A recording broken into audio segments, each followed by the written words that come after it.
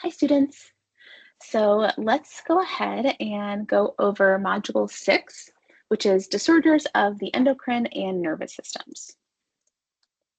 Okay, so before we get to the patho for this module, we're going to do a little bit of review from A&P, just because, as always, this is going to help you understand the signs and symptoms when we get to all the different diseases and disorders that we're going to learn about. Okay, so just a little reminder about what the endocrine system is. So the endocrine system essentially has to do with hormones. So hormones are chemical messengers that travel through the blood, usually from one place in the body through the blood to another place. So they can be different types of molecules, they can be lipids or proteins. The key thing is that they are traveling through the blood. For the endocrine system, there is a specific organ that is sort of like the master regulator of the entire system, and that is the hypothalamus, which is an organ within the brain. This is the control center for the endocrine system. And then the hypothalamus helps to regulate the activity of a number of glands within the endocrine system. Those glands include things like the pituitary gland, the thyroid gland, and the adrenal glands. So in general, the way that the endocrine system works is the hypothalamus in the brain is going to send a signal via a chemical messenger to the pituitary gland, which is just sort of right underneath the hypothalamus. The pituitary gland will then send a different chemical messenger, so a different hormone, to a target gland, so another gland within the endocrine system, any of those options that we talked about before, so like the adrenal gland, the thyroid gland, the gonads, etc. And then that target gland is going to release some sort of hormones. So for example, if we were talking about the adrenal gland releases hormones such as cortisol, which is like the stress hormone. So this pathway is something that you need to understand in order to understand endocrine diseases and disorders.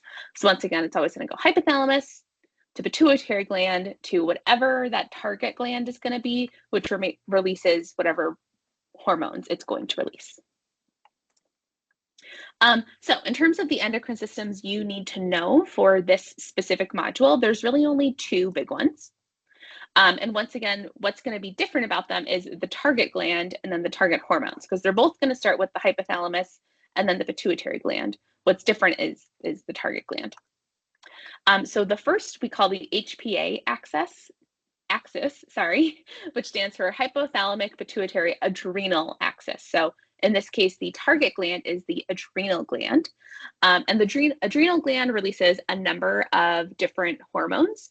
The one that is most important for what we are going to talk about are cortisol, which is, quote, the stress hormone, but the adrenal gland also produces like steroid hormones, so glucocorticoids, mineralocorticoids, and then also some androgen hormones, which are sort of like sex hormones, a bunch of other types of hormones as well. But like I said, the one that we're going to care the most about is cortisol. And then the other important system you need to know is the HPT axis, so hypothalamic pituitary thyroid axis. So the T stands for thyroid because, once again, that is the target gland. And the thyroid gland produces thyroid hormones, very helpfully named. There are two specific thyroid hormones. They're called T3 and T4. Those are short for long science words that you don't need to know. You can just know T3 and T4. Those are the two examples of thyroid hormones. Okay, so let's do a quick check for understanding. What is the general pathway for endocrine function? So when we get to these check for understanding slides, what I want you to do is just pause the video, think about the answer, and then unpause it once you think you've thought about it. So go ahead and pause. Okay, hopefully you unpaused. So once again, what is that flow of information? It's always going to go from hypothalamus to pituitary gland to whatever that target gland is going to be. So the correct answer here would have been C. Okay, another concept that's really important for understanding the endocrine system is feedback inhibition. This is something you have learned about in other classes. It's essentially exactly what it sounds like. So essentially feedback inhibition is when a step later in the pathway actually goes back and inhibits previous steps. So it's feedback and it is inhibiting. So this is helpful because it keeps the system in homeostasis by preventing too many hormones from being released. So for example, in times of stress, the adrenal gland does need to release cortisol so that it is able to, say, help you break down glycogen, to release more glucose, to power your muscles to run away from danger, something like that. Once you have enough cortisol, though, that cortisol itself will actually feedback inhibit both the pituitary gland and the hypothalamus from activating the adrenal gland anymore. So it's sort of like there's a built-in brakes to make sure that this doesn't become like a over excretion of cortisol. So we're releasing just the right amount. So that's an example of feedback inhibition. That is important to understand because in some diseases or disorders, if feedback inhibition is dysregulated, then that's going to change how much of these target hormones are produced. Okay, and then one thing to remember, and we talked about this in module 5, but just to hit on this again, some of these glands within the endocrine system actually have more than one function. So they have both an endocrine and an exocrine function. So endocrine, once again, is releasing hormones into the bloodstream. An exocrine function is they're releasing substances, so maybe like enzymes, but it's not into the bloodstream. It would be via ducts and usually into, for example, like the digestive system. So it's not traveling as far of a distance, and those hormones or substances are not going into the bloodstream. So an example of an organ that has both exocrine and endocrine function is the pancreas. So the exocrine functions of the pancreas would be making digestive enzymes. So for example, things like amylase, lipase, those are things that are needed to break down food molecules within the digestive system. But then the pancreas also has endocrine functions because the pancreas produces hormones like insulin and glucagon that are released into the bloodstream. So some organs, some glands can do more than just endocrine, but once again, for this unit, for this week, we're just going to focus on endocrine functions. Okay, so I mentioned that there were two specific like endocrine pathways you need to know, the HPA and the HPT axis. So we're just going to go through these in a little bit more depth. So the first one, the HPA axis, once again, the A stands for adrenal gland because it is the target organ or the target gland. So once, like I mentioned, the adrenal gland releases a number of different hormones, but the one we care about the most is cortisol. So what this axis looks like is we have the hypothalamus releasing a hormone, which is CRH, that stands for corticotropin releasing hormone. Don't worry about that. Pituitary gland is then stimulated by the CRH, and then the pituitary gland releases a very specific hormone itself, which is called ACTH, which stands for adrenocorticotropic hormone. So adreno, meaning it's stimulating the adrenal gland.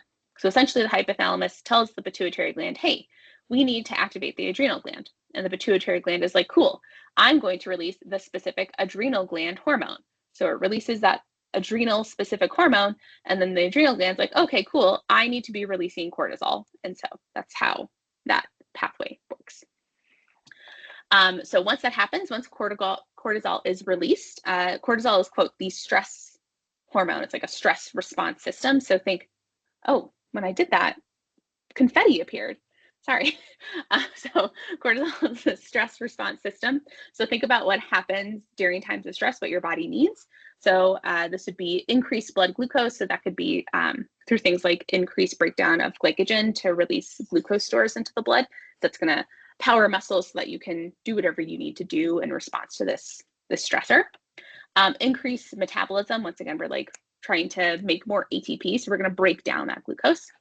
And then decrease the immune response. That's because we're kind of like shunting energy towards the more immediate need of, running away from whatever the challenge is or something along those lines. So that is the normal function of the HPA axis, which once again is the stress response system. And then to look at that other system that you needed to know, the HPT axis. So once again, the T is for thyroid because that is the target gland. What is released by the thyroid are those thyroid hormones, T3 and T4. Essentially what T3 and T4 do is they help regulate metabolism. So how efficiently the body is breaking down glucose and other macromolecules to produce ATP. And then there's one other important endocrine function you need to know that kind of steps outside this hypothalamus pituitary target organ function a little bit because there's not a target gland. It's sort of like the pituitary is both the pituitary and the target gland, kind of.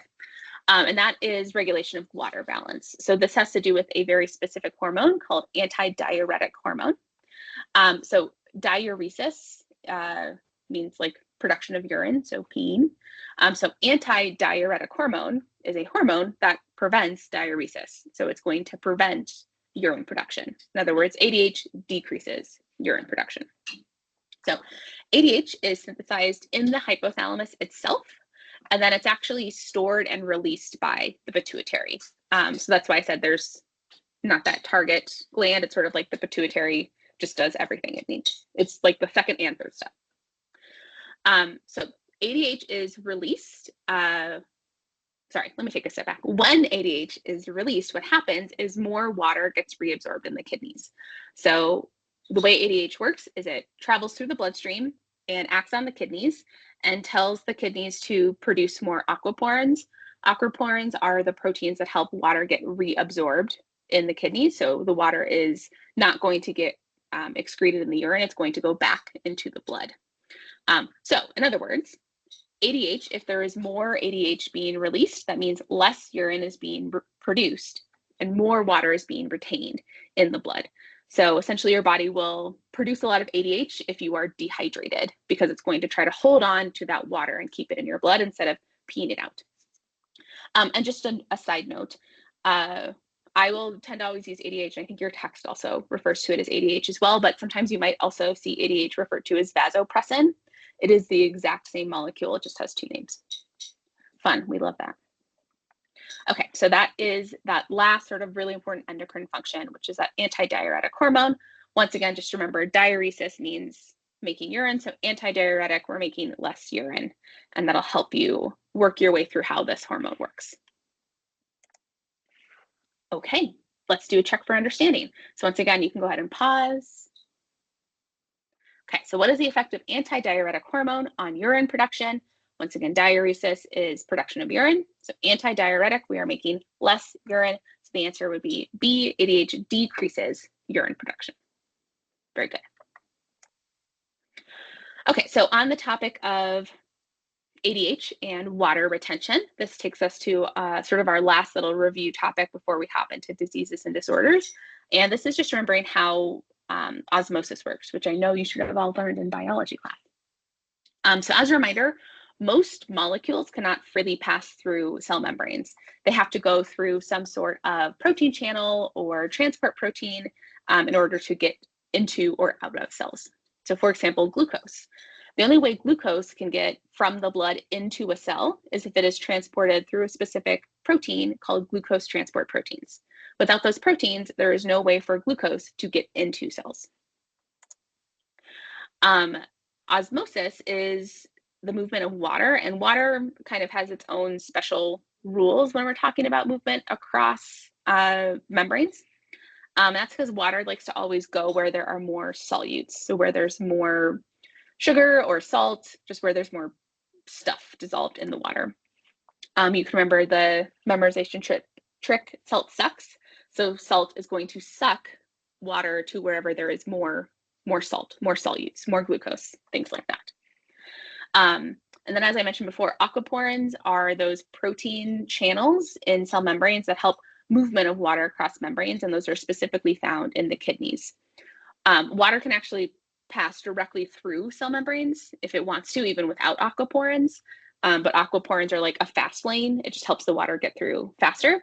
And so the way ADH works is it increases insertion of aquaporins into the cell membranes within the collecting duct of the kidney, and that helps the kidney reabsorb water into the bloodstream. So that's why you have less water in the urine, so less urine production. Okay. All right, one last check for understanding here. This image represents the blood vessel. So here's a blood vessel. So here's the blood of someone who has hyperglycemia. So hyper means more, glycemia is glucose. This is a high level of glucose. I want you to think, if you were to draw an arrow to show the direction that water would move, which way would that arrow be? Would it be going water into the blood or out of the blood? Okay, so remember the trick we need for this question is salt sucks. So we need to figure out which place has more salt, has more stuff, in this case, glucose. So outside the blood in the tissues, there's less glucose. Inside the blood, in this case, there is more glucose. Water follows the solutes because salt sucks. So water would, in this case, be going into the bloodstream. So we'd have like retention of water in the blood. Okay, so this ability to just remember this key concept about osmosis is going to be important for understanding some of the signs and symptoms of some of the diseases we're going to talk about this week. Okay, so that was our big A&P review of the endocrine system. Once again, that's helpful just to give you some context to understand how different signs and symptoms work for the diseases and disorders in this unit. Okay, so the endocrine system is all about hormones, right? And hormones are chemical messengers in the blood. The way hormones work is they are released by whatever target organ, and then they go through the blood and they act on some whatever they're supposed to act on. So this is sort of be the normal response. We have, this would be like a blood vessel, and we have a certain amount of hormone in the blood, and that hormone is going to bind to a receptor and activate that receptor and cause some sort of response. This is sort of the normal state of things. So we can then think of endocrine function as sort of three different types of dysfunction. The first would be a deficiency in hormones. So see in this picture how there's only one hormone molecule, but over here there were three. So if we have less of the hormone, that means you're going to have less activation of the receptor, so you're going to have a diminished response. So this is sort of the first category of endocrine dysfunction, a dysfunction where we have a decrease in the amount of hormone that is produced. The second category would be the opposite of this, where we have an excess in the amount of hormone. So too much hormone is being released. That's going to mean that you have too much activation of these receptors and you have an over response, so too big of a response. So these are two opposite types of dysfunction. And then the last type is maybe the amount of hormone being produced is normal. So in this normal state, we had 3 hormones. And in this one, once again, we have 3. But there's something wrong with the ability of your body to sort of recognize that hormone and then have a normal response. So in this case, we would call this hormone resistance. Because the problem isn't in how much of the hormone is being released. The problem is in how that hormone is being detected. So we would call that hormone resistance. And that would also lead to a diminished response, similar to hormone deficiency. Okay, so those are the 3 types of endocrine dysfunction in general. Okay, so once again, then we can also break down the types of endocrine disorders based on where the problem is within this endocrine pathway. So once again, when we're thinking about the endocrine system, we have the hypothalamus that's activating the pituitary gland, which then activates some sort of target gland. So if we're having endocrine problems, the problem could be in the target gland. So for example, if we're talking about like the adrenal gland and the type of dysfunction was a hormone deficiency, maybe the adrenal gland is not producing enough cortisol. It's not producing enough of that hormone.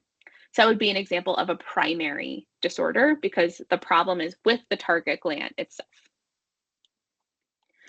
We can also have secondary disorders. So a secondary disorder would be there's a problem with the pituitary gland. So the pituitary gland should be telling the target gland to do whatever it's supposed to do. If it's not doing that, then that would be a secondary disorder. And then we can also have tertiary disorders where now the problem would be with the hypothalamus. So they just kind of go up the chain. Naming that makes sense. We love to see. Okay, so that's sort of just giving you like a big picture of how we can talk about different types of endocrine disorders. So we can think of like hormone deficiency, hormone excess, or hormone resistance. And then we can also talk about essentially like where is that problem originating? Is it originating with the target gland? So that would be a primary disorder, the pituitary gland, a secondary disorder, or the hypothalamus, that would be a tertiary disorder. Okay, so now we're going to get into some specific diseases and disorders. Okay, so our first one is called Syndrome of Inappropriate ADH, or SIADH. This is exactly like what it sounds like. We have inappropriate ADH. So in other words, ADH is being released when it shouldn't be. So this is like a hormone excess of ADH. So we have too much ADH. What does ADH normally do? It causes water retention and decreased urine production, right? So we're keeping water in the body. So if you have too much ADH, that means we're going to have a decrease in urine output and an increase in fluid retention. But once again, this is inappropriate. So it's not that we're dehydrated. It's like the body is acting like you're dehydrated, even if you're not. So the consequence of that is you're going to have hypervolemia. Hyper meaning too much, volemia meaning volume. So essentially just too much volume in your body. So that's going to cause like swelling. And the most concerning thing here is it's going to cause increased blood pressure because you just have more volume in your blood. It's also going to cause dilutional hyponatremia. So hypo meaning less, natremia meaning sodium. So this is a decreased sodium concentration due to dilution. That can cause some issues in the brain and can cause like swelling in the brain. Swelling in the brain is really dangerous because the brain is constrained by the skull. So this can cause seizures and even potentially death. And then a classic sign here would be highly concentrated urine, because once again, the body, because of this inappropriate ADH, is holding on to all the water and not excreting it in the urine. So the urine that is produced is going to be super thick and not have a lot of water in it. So that is syndrome of inappropriate ADH.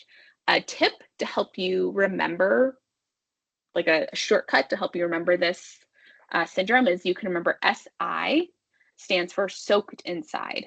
So the person is full of water. They are soaked inside. Too much water. So that means hypervolemia, hyponatremia, all that kind of stuff. Okay. So once again, this would be an example of hormone excess. So how does SIADH normally occur? So usually it's due to some sort of brain injury. So once again, ADH is a hormone that's produced by the hypothalamus and then stored in the pituitary. So usually SIADH is produced if the hypothalamus is damaged in some way, maybe by like a traumatic brain injury or a stroke, something like that. So the signs and symptoms are going to be related to that volume overload, so the hypervolemia and the hyponatremia, so decreased sodium concentration in the blood. So anytime you have hyponatremia, you're going to have a lot of like CNS effects, so like cognitive effects, so fatigue, weakness, confusion, headache. Because the volume overload, you also have, like I said, increased blood pressure. And then the classic one here as well is that decreased urine output with highly concentrated urine. And this is just a nice little graphic to help you remember some of the, in general, signs and symptoms of hyponatremia, regardless of what is causing that hyponatremia. So salt loss, which is a helpful little mnemonic, because hyponatremia is too little sodium, and sodium is one of the things in salt. So stupor, coma, anorexia, decreased eating, lethargy, tiredness, decreased tendon reflexes, limp muscles, orthostatic hypotension, meaning if you stand up, your blood pressure will not compensate, seizures, and stomach cramp. Okay, so let's do a quick check for understanding. Why is the trick soaked inside helpful for remembering the signs and symptoms of SIADH? Okay, so you can remember soaked inside helps you remember that there's too much water being retained in the body. So lots and lots of water, that means it's going to cause dilutional hyponatremia and volume overload. So that's going to lead to some of those signs and symptoms. Okay, so that's our first disease and disorder for this module, which is SIADH. The next one is sort of the opposite, and this is called diabetes insipidus. We're going to talk about multiple types of diabetes this week. The word diabetes itself, actually what that means is increased urine. So the sign of increased urine production is a sign that is true for all different types of diabetes. And then insipidus means tasteless. That's because when we talk about other types of diabetes, the urine would not be tasteless. And this actually originates from back in the day. A way to try to diagnose what was going on with someone is doctors actually could taste the urine of the person who was making too much urine and see if it was sweet or not. And if it was not, but they were still having increased urination, that person might have diabetes insipidus. Okay, so what causes diabetes insipidus? Like I said, it's sort of the opposite of SIADH. It is a decrease, so a hormone deficiency in ADH. This can be due to two reasons. So a hormone deficiency, like I said, lack of ADH secretion from the pituitary itself, or it could also be due to hormone resistance. So the kidney itself is not responding to ADH. That we call that nephrogenic. Nephro means kidney. So this would be like the problem is in the kidneys, or the problem is in the brain. So the central nervous system, which is the hypothalamus and the pituitary. That's where it's located. Either way, the outcome is going to be the same. We're going to have decreased ADH signaling, and that's going to lead to increased urine output, because once again, the normal function of ADH is to decrease urine output. So if we don't have ADH, we're going to get the opposite. We're going to get too much urine output. That's why we have diabetes, increased urination. So increased urine output and decreased fluid retention. So more water is getting peed out and it is not staying in the body. So that means the urine that is being produced is going to be very, very dilute. So it's going to be like clear. Once again, it is tasteless, so there is no glucose in the urine compared to other types of diabetes. Memorization tip to remember this one: diabetes insipidus, DI, you can remember dry inside. So for SIADH, they were soaked inside because they were retaining water. For diabetes insipidus, they're dry inside because they're peeing out all the water, they're excreting it. So some of the causes of diabetes insipidus, similar to SIADH, usually due to some sort of, if it's central, some sort of central issue, so like a tumor or head trauma, something that has damaged the hypothalamus or the pituitary gland. The central DI, where the problem is within, or the problem is release of the ADH itself, that is more common than nephrogenic DI, so the type of DI where the problem is in the kidneys. Signs and symptoms of diabetes insipidus: polyuria, which once again, that is that increased urination. That is a classic sign for all types of diabetes. Polydipsia, which is increased thirst. I always think dip, it's like you're taking a little dip of water, a little dip in the water bucket, so extra thirsty. Dehydration, and then hypotension, so decreased blood pressure. Once again, that's because you're losing fluid. So you have, instead of hypervolemia, you'd have hypovolemia, so decreased fluid. Okay, so check for understanding. What is polydipsia? So poly means too much, and then dip, I gave you the hint, it's like a little sip. So polydipsia is increased thirst. So that is a classic symptom of diabetes insipidus. Is polydipsia a symptom of syndrome of inappropriate ADH or of diabetes insipidus? Well, I literally just said that, so hopefully you got it. Once again, polydipsia is excessive thirst. So the way to answer this question is to think, which of these two patients is going to be incredibly thirsty because they are excreting too much water? They're dry inside, if you will. So SIADH is soaked inside, too much fluid retention. DI is dry inside, too much fluid excretion. So polydipsia is a symptom of diabetes insipidus. Okay. So those are our first two diseases and disorders. Once again, they're kind of opposites of each other because they both have to do with something wrong with ADH secretion. And then the way to remember which one is which is SIADH, SI, soaked inside, holding on to too much water. DI, dry inside, too much water is being excreted. Okay, the next category of diseases and disorders would have to do with issues with the HPT axis, so issues with the thyroid's ability to release thyroid hormones. So hypothyroidism would be if we have hypo, less, decreased release of T3 and T4 hormones. So an example of hypothyroidism is Hashimoto's thyroiditis. This is an autoimmune disease where the immune system attacks and destroys the thyroid gland. So if the thyroid gland is destroyed, it's going to have a hard time releasing those hormones.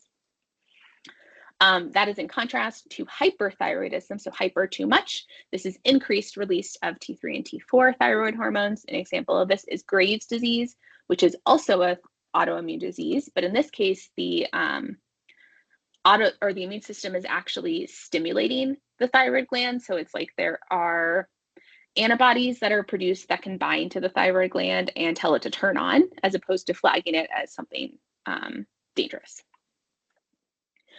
Turns out this is true for most autoimmune disorders, but both hypothyroidism and hyperthyroidism are more common in females. Okay, and then some of the signs and symptoms of hypo and hyperthyroidism. So it's helpful to remember that the normal function of thyroid hormones is to increase metabolism. So that's sort of in general what they do. So if you have decreased if you have hypothyroidism, it's sort of like you've slowed down your metabolism. So you're going to see things like increased weight gain, hypercholesterolemia. So your body's like holding on to fat instead of breaking it down. Fatigue. Once again, if you can't break down food for energy, then that's going to make you tired. So all of those would be examples of sort of a decreased metabolism. Hyperthyroidism is going to be the opposite. So you have sort of an increased too high metabolism. So you're going to see things like unintentional weight loss. You might see things like anxiety, tachycardia, because it's like your body thinks it's needing to break down food because it's doing something all the time. So that's going to make your heart rate increase. And then that can also contribute to things like anxiety. So once again, it's sort of two opposites there. Okay, so that is hypo versus hyperthyroidism. And then the next disease is Cushing syndrome or Cushing's disease. These are essentially very similar diseases. They are both caused by increased release of cortisol from the adrenal gland. So we would say that this would be hyperadrenalism because the adrenal gland is doing too much. This is an hormone excess. The difference between Cushing syndrome and Cushing disorder, once again, they are both increased release of cortisol. The difference is what is that original etiology? What is the original cause? So for Cushing syndrome, the problem is in the adrenal gland itself. So the adrenal gland is just making way too much cortisol. It's just pumping it out. This would be considered a primary disorder. This is more common. Cushing's disease would be the problem is actually in the pituitary glands. This would be a secondary disorder. Usually this is due to a pituitary tumor. Sometimes the tumor might be benign in the sense that it's not a cancerous tumor, so it's not going to spread to the rest of the body necessarily, but it's still problematic because it's causing Cushing's disease because it's overactivating the adrenal gland, which is making too much cortisol. You also can have someone develop Cushing syndrome if they are using steroids long-term, because once again, cortisol is a type of steroid. So if someone is on corticosteroids, because say, for example, they have like an immune disease, so they are on steroids to help decrease that inflammation. If they're on steroids long-term, that essentially is going to look to the body very similarly as having just too much cortisol. So this can also cause Cushing syndrome. This is most likely the most common cause of Cushing syndrome, but it is likely underreported. That's because if someone is on long-term steroids, it is probably because of a fairly serious, like inflammatory disorder. So they might not be as concerned about the symptoms of Cushing syndrome and just may not be reporting it to their doctor because those side effects are lesser than the effects of the original disease that they were taking the steroids for. So that's one reason why people think it might be underreported. Okay, so a quick check for understanding. Cushing's syndrome or Cushing's disease is caused by increased release of what hormone?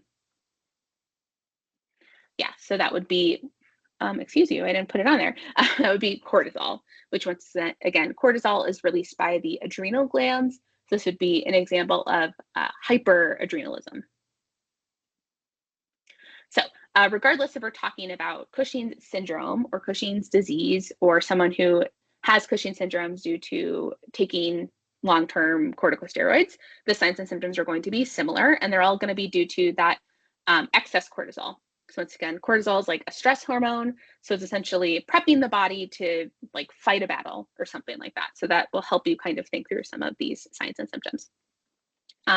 So you are going to get redistribution of fat throughout the body. So you're going to see weight gain in the trunks, so sort of around the stomach. Stretch marks, that's going to be secondary to that weight gain.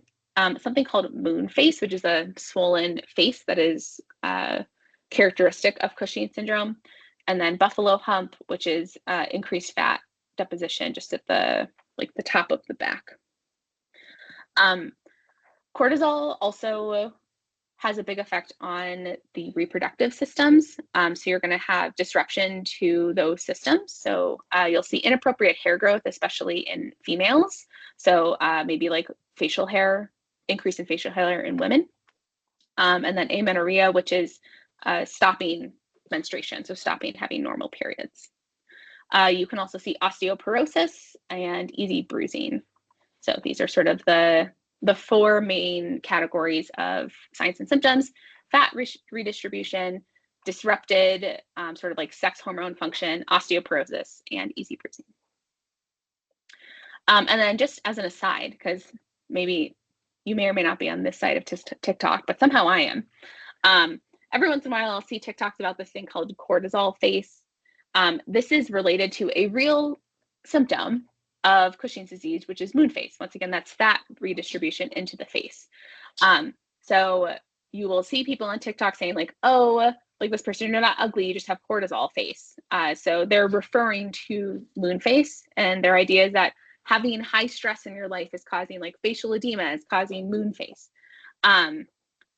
So this, I think, is an example of pseudoscience, because they're using something that is based in science. So they're using a real symptom of someone who actually has Cushing's syndrome and sort of co-opting that, usually to sell you something like a supplement to reduce stress or something.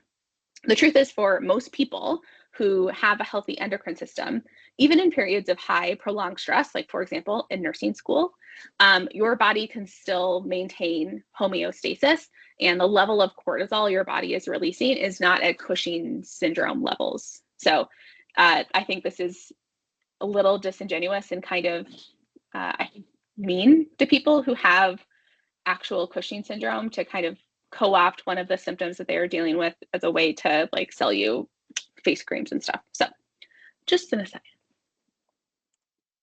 Okay, so that is the first section there, which is the endocrine system. We are going to move on to the next section, which is all about diabetes. So to understand diabetes, we have to talk about glucose homeostasis. So we're just going to review this really quick, which once again, hopefully you remember from previous classes. So once again, glucose is a carbohydrate. More specifically, it is a monosaccharide, so it's a simple sugar. And glucose is broken down during cellular respiration to create ATP. So that is the reason why your cells need glucose, because they need to break down that glucose to make ATP, and that happens within every single cell. So ATP is that like energy for your cells that powers all the chemical reactions that happen in cells. ATP is not like flying around your blood. That is not how energy is spread throughout your body. The way once you eat food, that energy gets to your cells is the food gets broken down into monomers, for example, monosaccharides like glucose. That glucose goes into the cells, and then each cell breaks down that glucose to make its ATP. So it's really important for cells to be able to have their own supply of glucose. Some cells are actually able to also store extra glucose as a molecule called glycogen. So this would be a polysaccharide, a polymer of carbohydrates. Mostly these are cells that break down glucose a lot, so they have a high ATP need. So like skeletal muscles, as you're exercising, you're going to need a lot of glucose. And then also the liver itself is just sort of one of its functions is to store glycogen and then release it into the bloodstream in times if there needs to be an increased amount of glucose. Okay, so how does the body regulate glucose levels? So there's essentially two organs that are involved in this, the pancreas and the liver. So the pancreas synthesizes two endocrine hormones that are involved in glucose homeostasis. The first is insulin. So insulin is secreted when blood glucose levels are high, say after you've just eaten something. And what insulin does is it tells all of the cells throughout the body, hey, we've got a lot of glucose in the bloodstream. You need to absorb that glucose from the blood into your cells so that you can make ATP. So that means the sort of outcome of insulin secretion will actually be to decrease the amount of glucose in the blood. So insulin is released when blood glucose is high, And then its job is to bring that glucose level down because the glucose is getting moved into the cells out of the blood. Insulin also helps tell the liver to make glycogen, which once again is like that way to store extra glucose for later. The other hormone that the pancreas makes that has to do with glucose homeostasis is called glucagon. So glucagon is secreted when blood glucose levels are low. I always like to think that it kind of sounds like that, glucagon. You secrete it when your glucose is gone. So what glucagon does is it says, hey, there's not enough glucose in the bloodstream. We need to increase blood glucose.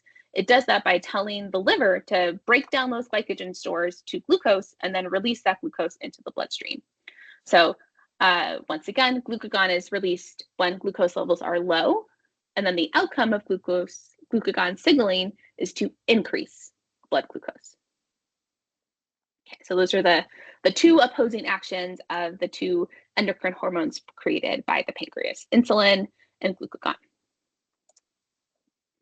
So of those two hormones, which one would be secreted when blood glucose levels are high? So for example, after a meal. Yes, that would be insulin.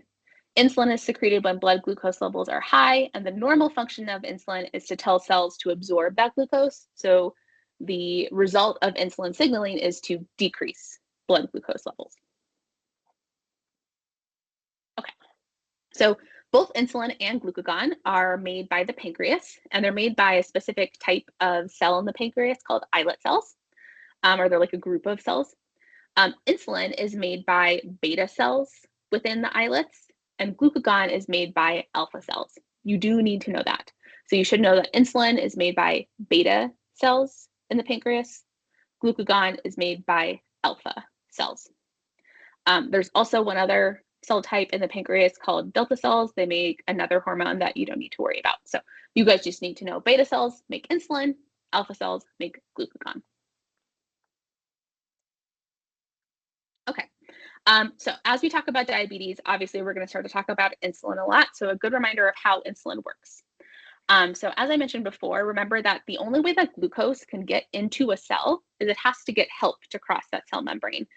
Glucose does not have the ability to go straight through the phospholipid bilayer. It needs a transport protein to cross the cell membrane and get absorbed by cells. So that's what insulin does. It tells cells to make more of those transport proteins. So insulin in the blood will bind to a receptor called the insulin receptor. Once that happens, it sends a signal to the inside of the cell to make more of these glucose transporters. They get produced and then inserted into the membrane of the cell. And then once we have those glucose transporters, now the glucose can go into the cell. So in normal circumstances, what happens if you have insulin signaling that results in an increased amount of these glucose transporters, which then allows glucose to move into cells and leave the blood. That's why blood glucose would go down. Okay, so that is a little review of just glucose homeostasis and insulin. And that is going to be important for our next topic, which is diabetes mellitus. More commonly, we just say diabetes. Yes, there is the other type of diabetes we talked about in this chapter, diabetes insipidus. But from now on, when I say diabetes, I mean diabetes mellitus. Okay, so diabetes mellitus, what is it? Once again, diabetes means increased urine. So excess urine production, making too much urine. And then mellitus means sweet. So remember before when we learned about diabetes insipidus, insipidus was tasteless. Mellitus is sweet. And that's because in someone with diabetes, they actually would have sweet tasting urine if you were to give it a taste. The reason for that is, once again, in someone with diabetes, essentially the main causative problem is there's lots of glucose in the blood, but that glucose has no way to get into cells. So glucose gets stuck in the blood. Because of that, you're going to have high blood glucose, and that high blood glucose will lead to high glucose levels in urine, which is what makes the urine sweet. There are two causes of diabetes. So we can think of this similar to what those endocrine disorders. This is an endocrine disorder. We can have an hormone deficiency, so insulin deficiency. That is called type 1 diabetes. Or you can have a hormone resistance. So in this case, insulin resistance. That is called type 2 diabetes. Approximately 9% of the US population has some form of diabetes. So it's fairly common. And regardless of the type of diabetes, type 1 or type 2, overall diabetes increases the risk of death from any cause by about twofold. So it is a pretty serious problem that has a big impact on the healthcare system. So diabetes, remember, classic symptoms of all types of diabetes is excess urine production. In other words, polyuria. So why, for diabetes mellitus, does this cause polyuria? So remember, if someone has diabetes mellitus, DM, they have too much blood glucose. They have hyperglycemia. So what happens is that blood is going to go into the kidneys, and the kidneys are going to filter out the glucose. So if there's too much glucose in the blood, that means there's also going to be too much glucose in the filtrate in the kidneys. And glucose is a solute. Remember, salt sucks. So water is going to get sucked to where there are more solutes, to where there are more glucose. So water is going to follow that glucose into the kidneys and end up increasing the amount of urine being produced. So that is why you get increased urine volume, and also why the urine tastes sweet. Okay, check for understanding. People with diabetes have increased filtration of glucose into the urine. Why does this cause polyuria? Definitely pause this one and think about it. Okay. So essentially, more glucose is filtered into the urine because there's more glucose in the blood, and water follows that glucose. So if there's more water in the urine, that means more urine. Okay. So how is diabetes diagnosed? So there are different tests you can undergo to help diagnose diabetes. Hopefully we've all had a physical at some point in our life, sort of your normal yearly annual exam, and they often will look at some of these types of metrics. So one of them, or two of them, I think make sense. Like measuring just blood glucose levels seems like a very straightforward way to help diagnose diabetes, especially a fasting glucose. If it's been a while since you've ate, but you still have pretty high blood glucose, that's a good indication that that glucose is like stuck in the blood and it's not getting efficiently absorbed into cells. The other one that I think is a little trickier to understand is the A1C test. So A1C, what it is it's glycolated hemoglobin. So the prefix glyco means glucose. Glycolated means has glucose added to it. And then hemoglobin is a protein in your red blood cells, right? So essentially these are hemoglobins that have a glucose molecule popped onto them. If you have high blood glucose, you have a lot of glucose in the blood. And so literally there's just glucose all over the place and it's bumping into those red blood cells all the time. And it's more likely that it's going to stick onto those hemoglobin molecules and make them glycolated. So this is nice because it's a long-term measure of blood glucose as opposed to just like what you ate yesterday or what you ate today. And it doesn't tend to change with what you just ate. So the idea is it's about a snapshot of your overall blood glucose level for the past 3 months. So this is the one I feel like they look at a lot in that annual exam. They look at your A1C, and for someone who is normal, that should be below 5.7%. Okay, so that is how diabetes is diagnosed. And then let's talk about the different types of diabetes. So type 1 diabetes, once again, this would be an example of a hormone deficiency or insulin deficiency. So someone who has type 1 diabetes, they're not making enough insulin. This is usually a autoimmune disorder. So it's actually an example of a type 4 hypersensitivity.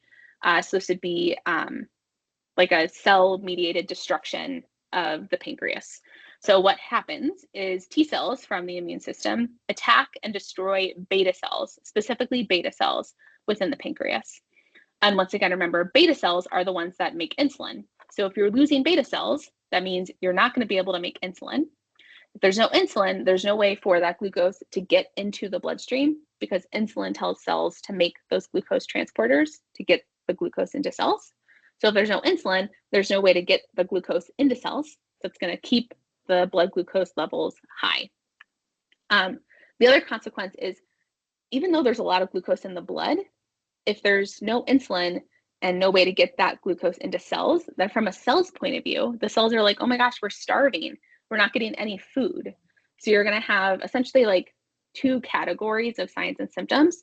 One that's related to high blood glucose, and then another that's related to essentially all the cells around your body not getting enough food, not getting enough glucose, which is a little confusing because you're like, how can you have high blood glucose and then low cell glucose? And it's because that glucose can't get from the blood into the cells. Okay, so signs and symptoms of type 1 diabetes. This is also true for type 2 diabetes, but you have the 3 Ps. These are the 3 classic signs of both types of diabetes mellitus. So the first one is polydipsia, once again, increased thirst, polyuria, increased urination, and then the last one is polyphagia, which is increased appetite. Phage means to eat. So these are the 3 classic symptoms of diabetes. You're also going to have glycosuria, or glucose in the urine. Once again, that's because there's increased glucose in the blood, leading to increased glucose filtration into the urine. Fatigue, weakness, and unexplained weight loss, and then also slow healing wounds. This category of symptoms are all going to be due to the cells in your body not getting enough glucose. So, for example, the cells in your brain not getting enough glucose, your brain is not going to work as well. That's why you get cognitive symptoms. Unexplained weight loss, your cells from their point of view are starving. So you're going to lose weight as they start to break down fat stores and break down like muscle stores, things like that. And then slow healing wounds, your immune system is going to also be getting starved. So it's going to have a hard time healing. Check for understanding. Which of the 3 Ps, so polydipsia, polyuria, and polyphagia, is a sign symptom of diabetes mellitus, but not diabetes insipidus?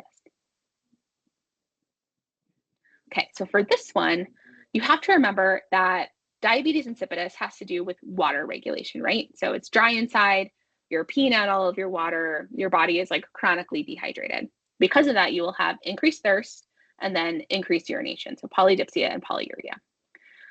Diabetes insipidus has nothing to do with glucose. Once again, it is called diabetes because of the increased urination.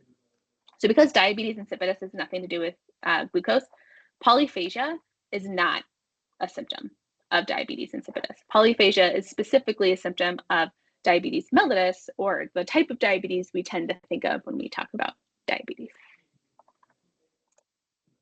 Okay, so what are some of the treatment options for type 1 diabetes? So once again, type 1 is an insulin deficiency, so not making enough insulin. The good news is that can be treated by just giving insulin, so insulin replacement. The thing is, you have to be really careful about how much insulin is given. So the blood glucose needs to be carefully monitored to make sure that you're not giving too much glucose, because if you do, then that can cause hypoglycemia, which is a whole other set of issues. A serious potential complication of type 1 diabetes is diabetic ketoacidosis. So this is caused because in type 1 diabetes, the immune system is specifically attacking and destroying beta cells that make insulin. So you have a decrease in the amount of insulin produced. But the other cells in the pancreas are working fine. So the alpha cells that make glucagon are still there, and they're still releasing glucagon. And once again, glucagon, its normal function is to increase blood glucose.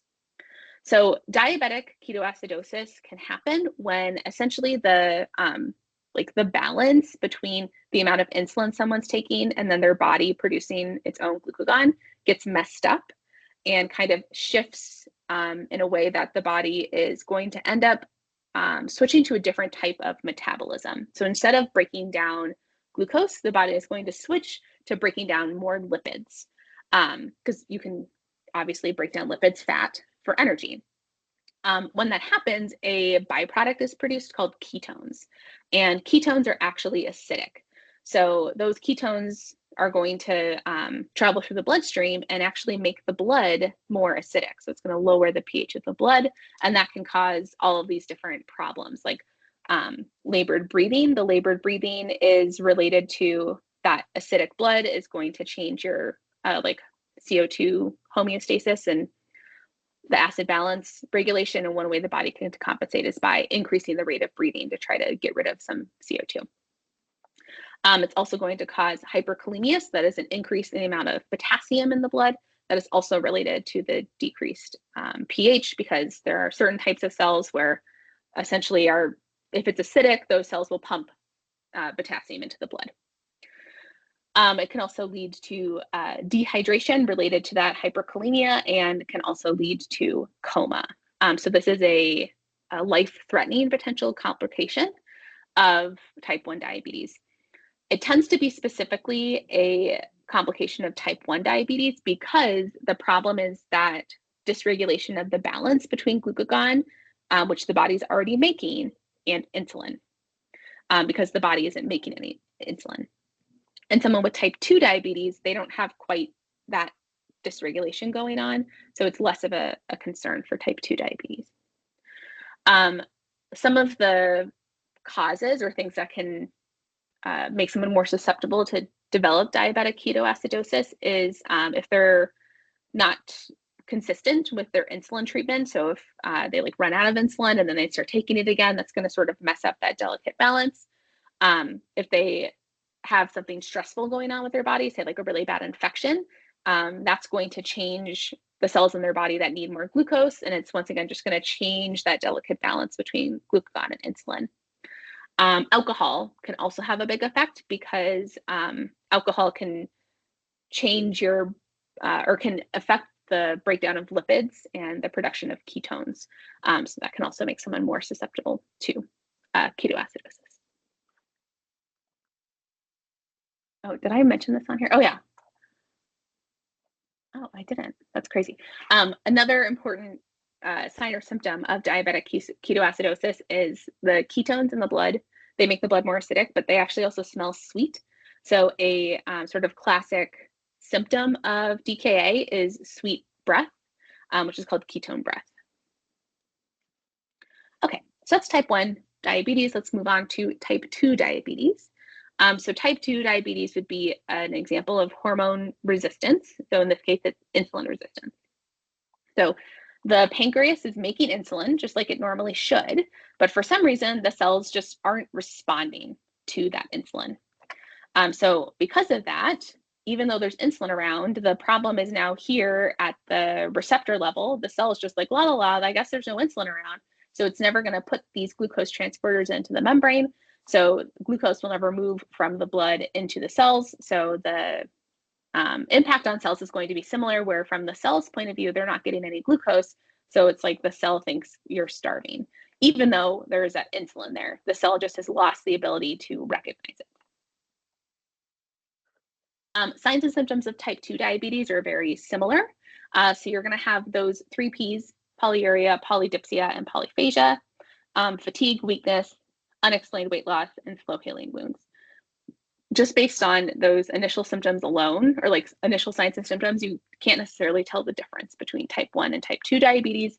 You would need to do further testing to see if that person is synthesizing insulin or not. So if you see insulin in the blood of someone who has all of these types of symptoms, that's an indication that they have type 2 diabetes instead of type 1. Okay, so treatments and complications for type 2. So someone who has type 2 diabetes, their body is making plenty of insulin. So you are not generally going to treat someone with type 2 diabetes by giving them insulin, because they already have insulin. The problem is their cells aren't responding to that insulin. So one of the things you can do are lifestyle changes, like changes to diet and exercise habits, because if someone is having like a lot of spikes in insulin throughout the day, that might help if you get that under control. So it's a little bit less like ups and downs. That can maybe help overcome some of that resistance, and cells might learn how to respond to insulin again. There's also drugs that people can take that reduce the amount of glucose that is released from the liver. Once again, that's one of the functions of glucose one of the functions of the liver is to break down glycogen and release glucose. But if you have type 2 diabetes, you have high blood glucose. So the liver thinks it's helping because it can't respond to that insulin, but it's actually not. So you want to stop that because it's just making the hyperglycemia worse. So for example, one of those drugs is called metformin. That is a very common type 2 diabetes drug. Or you can also have drugs that are increasing insulin sufficiency. So if someone, insulin secretion. So this would be for someone whose cells are still able to detect the insulin a little, but maybe they're just desensitized to it a little bit, so they're not as sensitive. In that case, you want to increase the amount of insulin that person is able to secrete. The category of drugs that do that are called sulfonylureas. Words. Okay, so those are treatments. And then potential complications of type 2 diabetes. There is sort of a type 2 diabetes specific complication called hyperosmolar hyperglycemic state, or HHS. This is when someone who has high blood glucose, remember, water follows glucose. So if you have a lot of glucose in the blood, water is going to follow that. So now you're going to have a lot of water in the blood as well. So you're going to have hypervolemia. That's going to cause like whole body dehydration because that water is leaving cells and going into the blood. And then you also can get central nervous system issues due to that hypervolemia. So things like confusion, seizures, and coma. This can be caused if the person's diabetes is not well controlled. So they have hyperglycemia for a long time. Or once again, also by stress, such as an infection, because infection is just going to put a stress on that glucose homeostasis, the normal balance, and that can just kind of kick the whole system out of whack and then potentially lead to this HHS as a potential complication. I should have put that picture in there earlier because it helps you see it. Okay. So that's type 1 diabetes a little bit. Once again, type 1 diabetes is insulin deficiency. Type 2 diabetes, insulin resistance. They have similar signs and symptoms like the 3 Ps, unexplained weight loss, things like that. And then we have those two specific potential complications, diabetic ketoacidosis for type 1, and then HHS for type 2. Together, both of them, type 1 and type 2, also have potential long-term complications. This would be like, we're thinking years down the line as opposed to something that is acute, like diabetic ketoacidosis. So for all these complications, these are for both type 1 or type 2. So these complications would be related to the extent of uncontrolled hyperglycemia. So if someone has their diabetes well controlled, they're at lower risk for these types of complications. Let's say they didn't go to the doctor very often, and so it took them years to get diagnosed with diabetes, that person would be at much higher risk of developing these types of complications. So all these complications are due to hyperglycemia, so too much glucose in the blood. That glucose can do things like damaging the lining of arteries, so the arterial endothelium. And it's similar to that A1C test. So like glucose can glob onto molecules and make them become glycosylated. Same idea here. That glucose is globbing on to cells in the lining of the arteries and making them become glycosylated, and that can cause all sorts of issues. For example, it can cause inflammation, increased vascular permeability, that's secondary to the inflammation and edema. Can also increase coagulation because it's essentially damaging the arteries. When do arteries get damaged? Well, if there's a wound, if there's like a cut, right? So damaged arteries increase the coagulation cascade and make blood clot. And then it can also cause atherosclerosis, so development of plaques along those arteries. Atherosclerosis itself can cause a whole bunch of other issues, things that we've talked about already. Essentially, the atherosclerosis that can develop over years is what really increases that risk of death for people who have diabetes. Remember, I said it's an overall 2 times increased risk. It's mostly due to that atherosclerosis. Okay, so some specific complications that happen for people with diabetes. One of them is retinopathy. So this is damage to the retinas, damage to the eyes. Once again, this is because of damage to the arteries in the retina. So that could cause, clotting or occlusion or atherosclerosis, something that's essentially occluding those arteries. And that's going to decrease blood flow. So it's going to cause ischemia, decreased oxygenation of those tissues. And that can lead to infarction. In other words, necrosis due to ischemia. So it's going to cause tissue to die. So this is a picture of someone with a normal retina. And this is a picture of someone with a diabetic retina. So you can see there's just a lot of scarring in someone who has this retinopathy, and that's due to that repeated ischemia due to damage to the retinal arteries. Diabetic retinopathy is the leading cause of blindness. So if someone is diagnosed with retinopathy and they have not been diagnosed with diabetes, that would be sort of like a warning sign of like, hey, if you come into the eye doctor and you have retinopathy, your eye doctor will probably tell you, you need to go to the doctor and get tested for diabetes, because it's such a common cause of retinopathy and a cause of blindness. If you have retinopathy, it's likely you could also have diabetes. So they would have you go get tested. Similar, another long-term complication of both type 1 and type 2 diabetes is neuropathy. So this would be damage to nerves. Same idea, it's because of damage to arteries leading to ischemia, leading to tissue damage and scarring. So that's going to cause nerve damage, and it's going to cause things like numbness, weakness, and pain. And then other complications, cardiovascular disease. Once again, that's because of that atherosclerosis. Uncontrolled diabetes increases the risk and sort of like the speed at which atherosclerosis develops. So that atherosclerosis is like the #1 cause of cardiovascular disease, because if those plaques are blocking the coronary arteries, then that is going to cause cardiovascular disease. And then the last long-term potential complication or susceptibility to infections. This is due to immune dysfunction. Once again, if you're messing with glucose homeostasis, the immune system is especially sensitive to that, so the immune system is not going to work as well. The other reason that someone with uncontrolled diabetes is susceptible to infections is because of that arterial damage causing just like necrosis. So they're more likely to get like to have slow healing because they don't have good blood flow to their tissues. And then also because of the neuropathy, they might have numbness. So they might not realize that they, for example, have like an ulcer on their foot because it doesn't hurt the way that it should. So they keep walking on it. So that tissue gets more and more damaged. And then once it becomes damaged, it's more susceptible to get infected because the immune system is not working properly. So that is essentially why someone who has diabetes is that increased risk for things like amputations. It's because of that susceptibility to infections and the neuropathy. Okay, this is a nice little graphic if you're into that. That just summarizes a lot of these different long-term complications of diabetes. And we're going to finish this chapter with one last type of diabetes. And I'm sure some of you are like, wait a second, you've only been talking about type 1 and type 2, but I know there's another type of diabetes mellitus. And you're right, that's gestational diabetes. So gestational diabetes is diabetes that develops during pregnancy and then goes away afterwards. So it's like pregnancy-specific diabetes. This happens in approximately 4% of all pregnancies.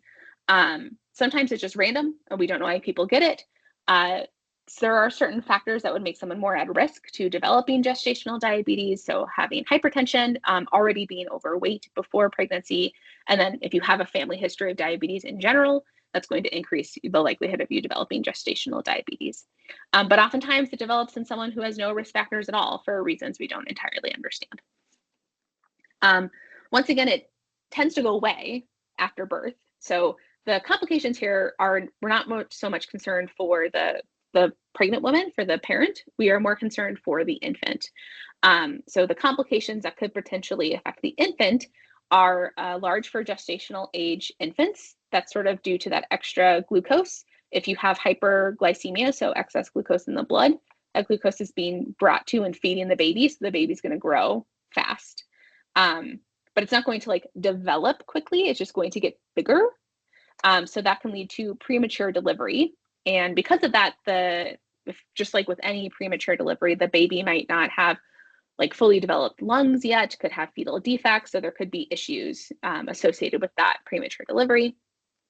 You can also have hypoglycemia in the newborn after birth, and that's because the newborn is used to this hyperglycemic state and sort of the newborn's own glucose homeostasis set point is messed up. And so once the baby is born and now is not exposed to hyperglycemia from the mom's blood, they're going to overcompensate and cause hypoglycemia, which is dangerous for the newborn. And then also infants whose parents had gestational diabetes are at increased risk of developing type 2 diabetes later in their life. Okay, so a check for understanding. Give one potential complication for gestational diabetes, at least one. Okay, hope you thought of at least one, but once again, all these are going to be related to the high glucose in the blood, essentially like overfeeding the infant as it's developing, or the baby, yeah. So this would be large for gestational age infants, premature delivery, fetal defects, hypoglycemia in the newborn after birth, and then increased risk for type 2 diabetes later in life. Okay. And that is diabetes. So that sort of wraps up the endocrine part of this module. So now we are going to move on to the like nervous system neurology part of this unit. So our first category of diseases and disorders we're going to talk about for the second half are strokes. So to understand a stroke, you need to just have a quick reminder of the cerebrovascular circulation. So this is the circulation within the brain, essentially. The brain is incredibly metabolically active, meaning that the brain is breaking down a lot of glucose and it's making a ton of ATP. The cells in your brain need ATP because, for example, neurons are the functional cell doing most of the things in your brain, right? It's the one that sends the signals. In order for neurons to send signals, they need ATP to essentially shoot off action potentials. So the brain is doing tons and tons and tons of metabolism. It's using most of the energy that you consume. In fact, 20% of all of the oxygen that you need goes to the brain. That is how metabolically active your brain is. This is also why a lack of oxygen in the brain can lead to rapid unconsciousness, because since these cells in the brain are so metabolically active, they're going to fly through that oxygen really fast. And so they're more prone to being damaged by ischemia, even brief ischemia. Brain cells can die within 5 to 6 minutes of hypoxia, meaning without even just 5 or 6 minutes of getting oxygen. Because those brain cells need ATP so badly, they can die really quickly if they don't get it. Okay, so a stroke is essentially when there is an injury to the brain that causes loss of blood flow, and that causes hypoxia and also hypoglycemia. So you are not getting blood delivery to the brain. So there's something wrong with how the blood should be moving about through the brain. So if something goes wrong here, you're going to get essentially decreased perfusion of the brain is a way to think about it. So that's going to cause decreased oxygenation and decreased delivery of glucose to the cells in the brain. There are two main types of stroke that are caused by two different factors. There are ischemic strokes. So this would be due to ischemia, specifically a block or a blockage in blood flow. So this is due to like a blood clot that forms within the brain. We would call that a thrombus. Or an embolus would be a blood clot that forms somewhere else in the body and then moved to the brain. So the key thing to remember here is that an ischemic stroke is due to too much blood clotting. So we've had blood clots somewhere either in the brain or somewhere else in the body that have moved into the brain, and then they block blood flow in the brain, and that is what causes the decreased blood flow, and that is what causes the stroke. That is in contrast to a hemorrhagic stroke. So a hemorrhagic stroke is when one of the vessels in the artery ruptures. And so because of that, you have loss of blood flow. If we look back at this picture, if say like this vessel right here ruptured, it's going to make it so that blood doesn't travel up here anymore, right? Because the blood's going to leak out. It's not going to be able to get up here to, for example, the middle cerebral artery. So that would cause a disruption in blood flow throughout the brain. So key thing to remember here is a hemorrhagic stroke is bleeding. So they're kind of like two opposite causes. An ischemic stroke is clotting, so the blood is clotting. A hemorrhagic stroke is bleeding. Ischemic strokes are much more common than hemorrhagic strokes because things like atherosclerosis make someone more likely to develop an ischemic stroke, and atherosclerosis is unfortunately very common. Okay, check for understanding. What kind of stroke is more commonly known as a brain bleed? Which one involves bleeding? Yeah, so it would be a hemorrhagic stroke, would be a bleed in the brain. Okay, so regardless of the type of stroke, some of the signs and symptoms are going to be similar. There's different acronyms you might have learned to help identify a stroke. One of them is B FAST. So if someone has a loss of balance, that's what the B stands for. E, if there's some sort of acute changes in their vision. F, facial drooping. A, arm weakness. S, speech difficulties. If you see any of those things, that means it is time to call 911. The reason that you have some of these different types of signs and symptoms all has to do with, once again, you're damaging the brain. Generally for a stroke, it's not the entire brain that is getting damaged. It's just like a little blood clot in one part of the brain. So your signs and symptoms could be specific to the part of the brain that is having hypoxia, the part of the brain that's not getting enough oxygen. That part of the brain is not going to be working normally. So whatever symptoms you're going to get are going to depend on what that part of the brain normally does. So for example, if the cerebellum is affected, the cerebellum normally helps with motor coordination. So if you are not getting enough oxygen delivery to the cerebellum, you're going to have cerebellar dysfunction, and that is going to look like impaired motor coordination. So that could be like loss of balance, arm weakness, things like that. Another example, there's a part in the brain called Broca's area. This is an important part of the brain that has to do with the speech and language. So if this part of the brain is not receiving enough oxygen, then it's going to not work normally. So then you are going to lose some of the ability to speak, which is called aphasia. So that would be that speech difficulty here. So once again, all of these different types of signs and symptoms are related to the area of the brain that is affected. And also, someone's not necessarily going to have all of these. Like any one of these is a concern that someone is having a stroke, and you should call 911 right away. Like if all of a sudden someone can't speak, but their balance is totally fine, you don't wait to see what happens. You call 911 immediately. It's a medical emergency. Okay, so we're just going to go through some of the potential causes of ischemic versus hemorrhagic stroke. So for ischemic stroke, the most common cause, like I said, has to do with atherosclerosis, specifically atherosclerosis within the cerebral artery. So in other words, if you have blockage of the main artery that is bringing blood to the brain, then that's going to cause a stroke. That would be an example of a thrombus. So like the blockage, the ischemia, or the blockage that causes the ischemia is within the brain itself. It's not moving around. As opposed to atrial fibrillation, so someone who has AFib, which is a type of dysrhythmia, their atrium are not pumping in a coordinated manner, and that is going to cause blood pooling within the atria. If you have blood pooling, that is more likely to cause a blood clot, just because all those blood cells are like just chilling on top of each other, and they're more likely to just be like, should we clot? We're just sitting here. Should we clot? And they'll activate each other and start a blood clot. If you have a blood clot that forms in the left atrium, that blood clot is going to leave the heart through the aorta, and then one of the main places it is going to go is up that cerebral artery and into the brain. So that's sort of like one of the main paths where these blood clots can travel.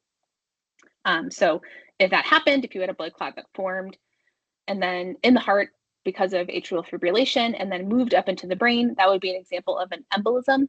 So this would be an embolism, a blood clot that moved and then caused ischemia within the brain. So that's another cause of ischemic stroke. And then similar carotid stenosis is just atherosclerosis of the carotid artery. And same idea, if you were including blood flow to the brain, that's going to cause an ischemic stroke. Okay, so some of the like outcomes or some of the downsides, the effects of cerebral ischemia have to do with how long the brain was not getting oxygen for. Because as we mentioned, the brain is incredibly metabolically active. It's really susceptible to hypoxia. So the longer the hypoxia in general, the worse the damage is going to be. So there's some vocab terms we need to talk about here. So once again, remember an infarction. This is a term we've learned before, but this is when cells are dying due to oxygen deprivation. Specifically, they are dying necrotic death. So this is the bad cell death that is not repairable. It's the unhealthy cell death due to that lack of oxygen. So generally what happens is within the area of the brain that was deprived of oxygen, in the very, very center, we would call that the core. That is where essentially these cells are dead. They have gone through necrosis. This would be the infarction. But then around the core here, the core infarct, you have this area called the penumbra. This is an area where usually these cells are able to be saved. So they haven't died yet. So if blood flow is reinstated and circulation comes back, usually this tissue can be repaired and those cells will heal themselves because they have not yet died. So that is part of the reason why it's so important to get quick treatment for a stroke, because you're trying to save those cells in the penumbra. You're trying to give them oxygen back so that they can heal themselves. And then the way that this happens, in part, the way that cells are dying is due to something called glutamate toxicity. So glutamate is one of the neurotransmitters in the brain. It is the most common excitatory neurotransmitter in your brain, in fact. And one of the things this neurotransmitter does is activate a specific type of receptor in the brain called NMDA receptors. And what those receptors do is they increase calcium entry into cells in the brain.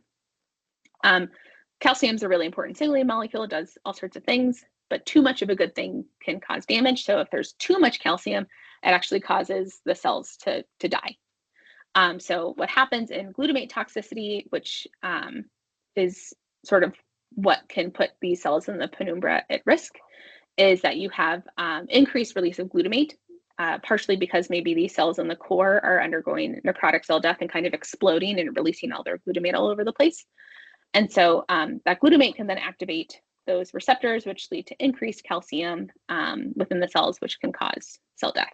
So that's why you want to quickly treat someone who has a stroke to help give them a better chance of saving the cells in the penumbra.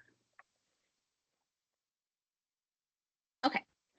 And then as we're talking about ischemic stroke, there is a related disease called a transient ischemic attack, or a TIA. Sometimes these are called mini strokes.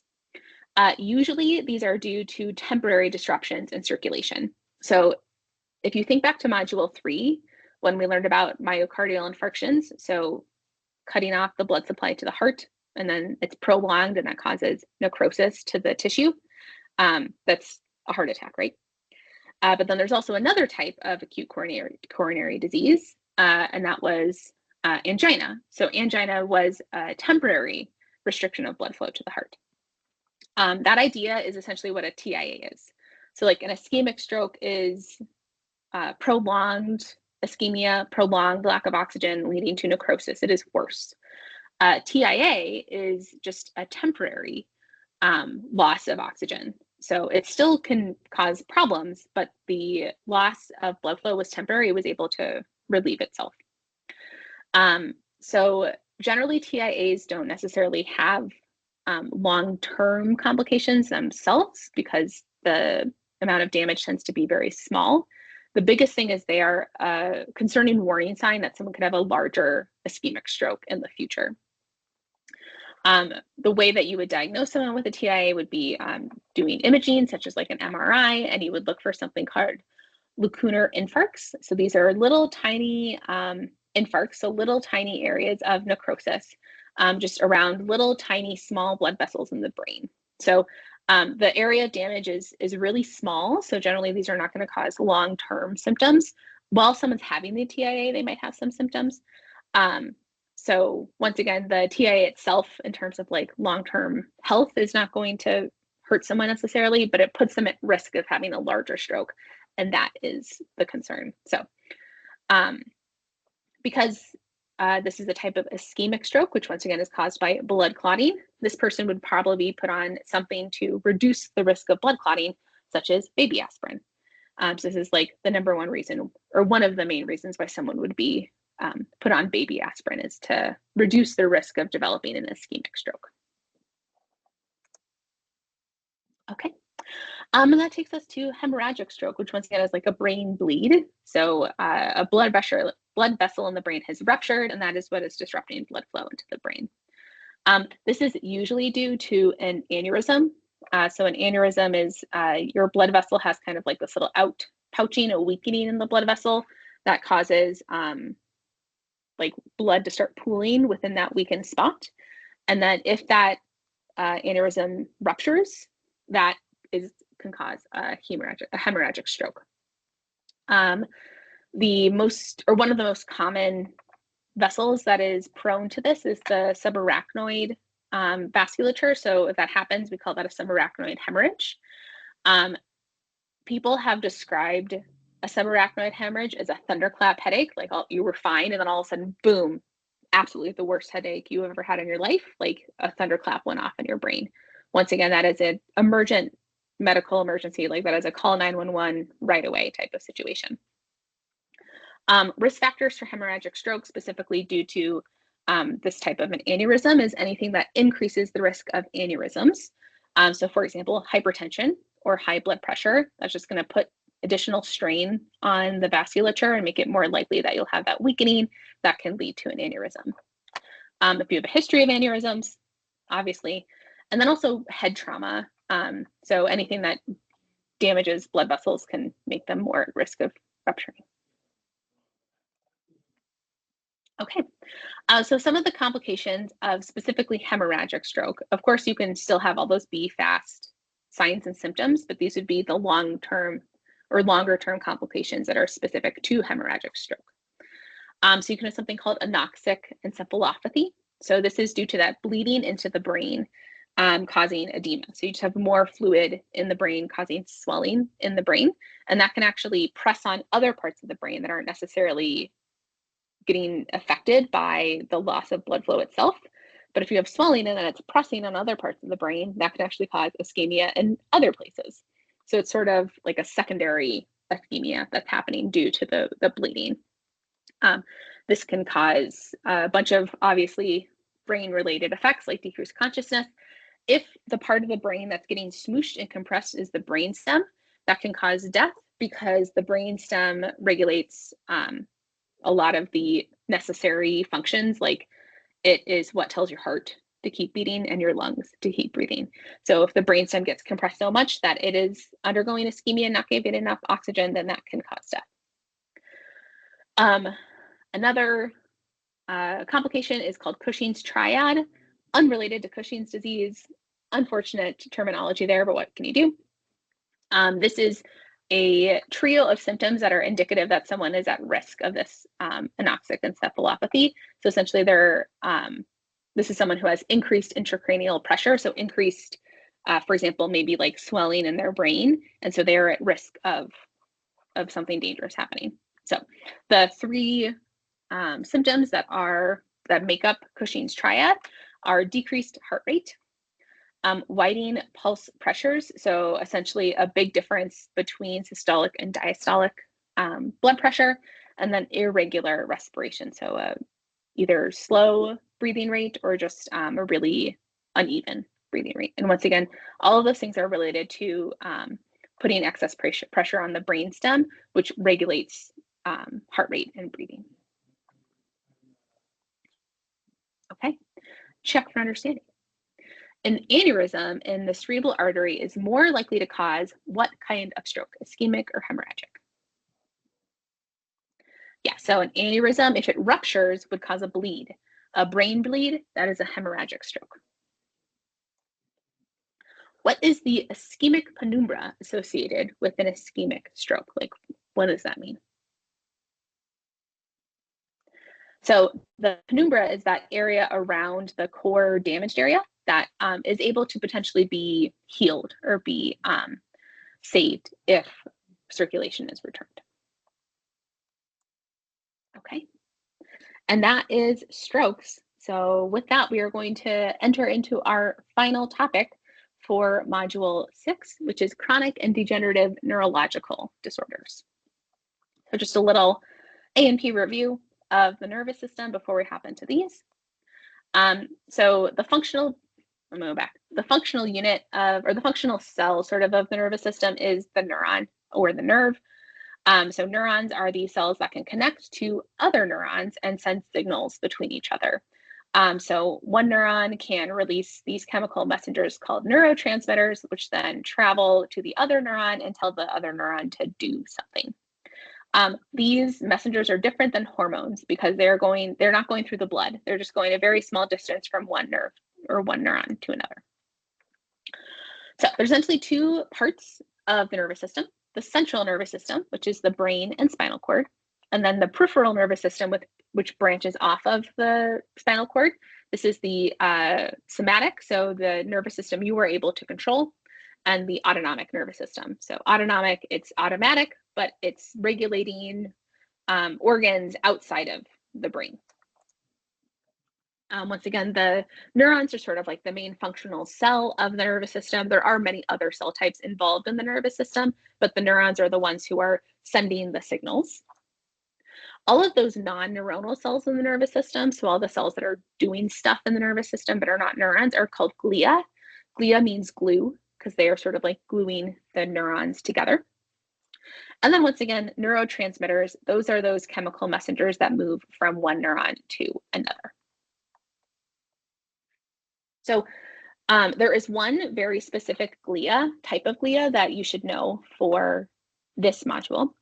And that is because these glia make a substance called myelin. So myelin is this, in this picture, this blue stuff. It is the insulation that surrounds neurons and sort of like protects them. So you can think of it like the insulation that surrounds and protects a wire.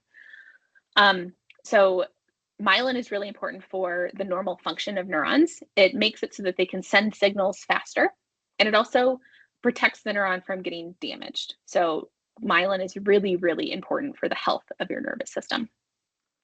Depending on what type of or what part of the nervous system we're talking about, two different types of glia make myelin. In the central nervous system, myelin is made by a type of cell called oligodendrocytes. And in the peripheral nervous system, myelin is made by a different type of cell called Schwann cells. But both of these types of cells make myelin, just the big difference is where those cells are located. So in the central nervous system, it's oligodendrocytes, and in the peripheral nervous system, it is Schwann cells. Regardless of where those cells are and what type of cell is making the myelin, a neuron that loses its myelin is at high risk of becoming damaged and potentially dying.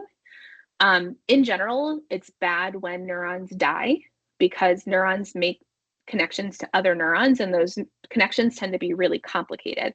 So if a neuron is to die, it is possible that the connections may not be remade. So that is why it's hard to heal the nervous system. Okay, so check for understanding. What is myelin? Yeah, so myelin is the insulation around neurons that speeds up conduction, so speeds up the signals sent by the neurons and also protects the neurons. So it makes them faster and it gives them protection. Next one, what are neurotransmitters? And can you think of an example of a neurotransmitter? So neurotransmitters are the chemical messengers that are released between neurons. So if we go back to that picture from a few slides ago, this one, it's these little guys, these little chemical messengers. And there's lots of different types of neurotransmitters. Some ones you've probably heard of are like serotonin, the like happy neurotransmitter. We talked about glutamate in a previous section when we were talking about stroke, right? There's also a lot of other neurotransmitters such as dopamine. Dopamine is really important for this specific module. Another one that is important is acetylcholine, but there's also epinephrine, norepinephrine, all sorts of things. Okay, so that's going to take us to our first neurodegenerative disease, which is called Parkinson's disease. So Parkinson's disease is a degeneration of specific neurons in the brain, and they are specifically neurons that neurons that release dopamine. So dopamine is one of those examples of a type of neurotransmitter. It's one of those signals that can be sent from one neuron to another. So in Parkinson's disease, some of these neurons that normally release dopamine die. So that means you're going to have a decrease in dopaminergic signaling in the brain. The neurons that die are in a specific place in the brain called the substantia nigra. And there are some like classic signs and symptoms that are related to Parkinson's disease, and that's because this area of the brain is involved in motor control and like precise motor movements. So when you have dysregulation of that part of the brain, the signs and symptoms are going to show up as essentially problems with moving. So you can use the acronym TRAP to help you remember the classic signs and symptoms of Parkinson's disease. The T stands for resting tremor. So that's different than an intention tremor.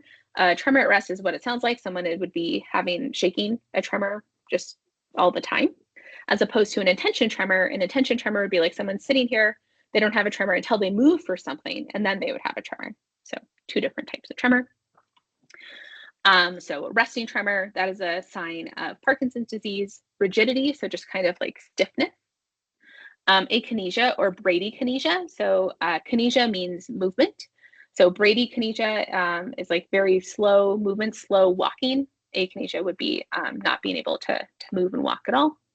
And then the last is postural instability. So just kind of not being able to stand upright. So those are, because of the bradykinesia and the postural instability, you also have this sort of like shuffling gait that is also a classic symptom of Parkinson's disease. Okay, so the next disorder we are going to talk about for this section is multiple sclerosis. So this is another example of a neurodegenerative disorder, meaning a disorder caused by degeneration of neurons. This is a progressive disorder, meaning it gets worse over time. And it is caused by the immune system destroying myelin. So it is an example of a type 4 hypersensitivity. It's a type of autoimmune disease. Specifically, the immune system is destroying those oligodendrocytes that are producing myelin. So this is generally specific just to the central nervous system, as opposed to myelin in the peripheral nervous system. So someone who has multiple sclerosis is more likely to see degeneration of myelin and damage to neurons in the brain and the spinal cord, as opposed to in the peripheral nervous system. As I mentioned before, losing myelin can cause those neurons to die, which we would cause neurodegeneration. So if neurons are dying, that can cause all sorts of signs and symptoms related to where those neurons are within the brain or spinal cord. So you can have a wide variety of signs and symptoms. Some of the most common ones, in the sense that these are the ones someone comes with or presents with to the doctor, are often vision disturbances. So vision problems tend to be one of the first things that pop up. The reason for that is the optic nerve tends to be the optic nerve has a lot of myelin, so it's especially susceptible to changes in the amount of myelin. And then another classic sign or symptom that someone might present with would be problems with gait, so problems with walking, and problems with balance. But once again, lots of different potential signs and symptoms, and it is a progressive disease. So over time, if you aren't able to control the autoimmune destruction of myelin, it will just get worse over time, and more areas of the central nervous system will get impacted. Thankfully, there are a lot of new medications to help treat multiple sclerosis now and stop the progression. So that would stop someone from having more areas of the nervous system being affected. Okay, so the next neurodegenerative disease is called myasthenia gravis, or MG. This is another example of an autoimmune disease, but in this case, you have antibodies that are binding to specific receptors. So once again, here's our little picture of two different neurons. Here's one neuron, and here is another neuron. This is actually a muscle cell in this example, but that's not super important for the picture. So normally what happens is this neuron is going to release neurotransmitters. In this case, the neurotransmitter is called acetylcholine. And that acetylcholine binds to receptors on the muscle cell and then tells the muscle cell to move. This is how you move your muscles by thinking about it. In someone who has MG, what happens are there are antibodies that essentially bind to these receptors, these acetylcholine receptors, and either block them or destroy them. So now, because of that, when this neuron releases acetylcholine, it has no receptors to bind to, so you will not have activation of this muscle. So in other words, the muscle is not going to work. You are going to have muscle weakness and paralysis. So this can be something that is temporary. So maybe their body starts to make these antibodies, and then they stop making those antibodies, and then you can recover function. So it can just be a temporary problem, or it can also be treated by essentially helping to clear out those antibodies. So once again, because these antibodies are blocking signaling going from a neuron to the muscle, the signs and symptoms are going to be things like muscle weakness and paralysis. Okay, and that takes us to our last neurodegenerative disorder, which is Guillain-Barré syndrome. So this tends to be something that has an acute onset, and it is kind of similar to multiple sclerosis, in which myelin is being destroyed. But in this case, the myelin that is being destroyed is in the peripheral nervous system. But it's the same thing. It's an autoimmune destruction of myelin. The immune system gets confused and starts destroying myelin, even though it shouldn't. Generally, Guillain-Barré syndrome is reversible. So it tends not to be permanent, whereas multiple sclerosis is a progressive disease that doesn't tend to just go away on its own. Because this is destroying myelin in the peripheral nervous system, you're going to have more peripheral signs and symptoms. So things like muscle weakness, reduced reflexes, and numbness. Okay, so let's do a quick little check for understanding. Go ahead and match the disorder to its description.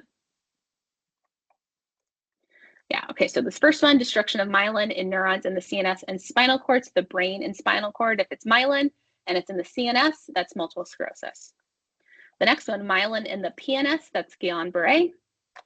Progressive loss of dopaminergic neurons. If you see dopamine, you should think Parkinson's disease. And then destruction of acetylcholine receptors, that is myasthenia gravis. Okay. And then the last topic for this module are headaches. Specifically, there is one headache you guys should know, which is a trigeminal autonomic cephalgia, or a TAG, also called a cluster headache. These are extremely painful headaches that occur on one side of the brain. Where they happen, they can often activate the autonomic nervous system and cause some parasympathetic reflexes like redness or runny nose. So you get symptoms that almost look like allergies, but they come along with the headache. So this is just a specific kind of weird type of headache to know. Okay. And that's it for Module 6. Some resources you have to study. Of course, you have the learning guide, which is on Canvas, the Quizlet set to help practice the vocab, the quizzes to help you practice signs and symptoms. Please, please, please, I recommend that you do that at least 3 times. And then, of course, all of those personalized learning plan assignments within Davis Advantage are always really helpful, especially for practicing some of those signs and symptoms. Okay. And there we go. That is Module 6. Thank you for taking the time to go through this with me. And if you have any questions, please reach out.